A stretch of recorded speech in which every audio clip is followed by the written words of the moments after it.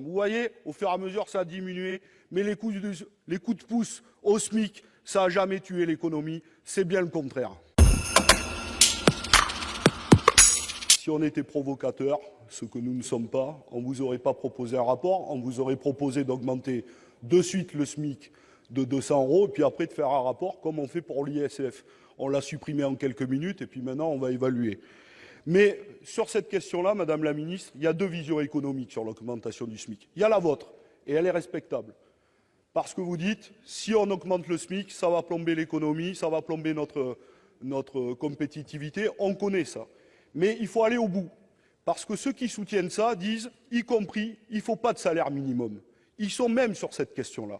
Et nous, qui poussons une autre chose, nous disons que si nous donnons 200 € de suite au salaire, au SMICAR, ils vont le réinjecter de suite dans l'économie. Parce que quand on n'arrive pas à boucler les fins de mois avec 1153 € comme aujourd'hui, eh bien, on remplira le frigo. Eh bien, c'est la réalité.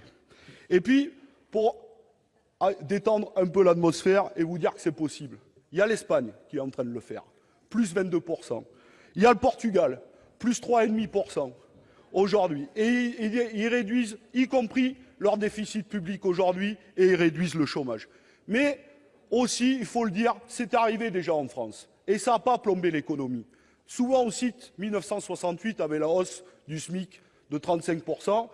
Je vois monsieur Carucci qui dit, c'est vrai, ça n'a pas plombé l'économie, tant mieux. Mais c'est arrivé à d'autres... Vous m'approuvez, monsieur Carucci.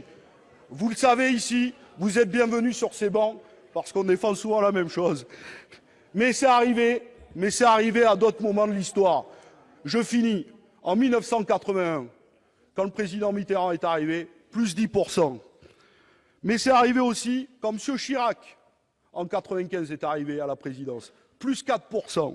C'est arrivé aussi en 1997, plus 4%. Et c'est même arrivé en 2012, plus 2%. Vous voyez, au fur et à mesure, ça a diminué, mais les coups de pouce au SMIC, ça n'a jamais tué l'économie, c'est bien le contraire.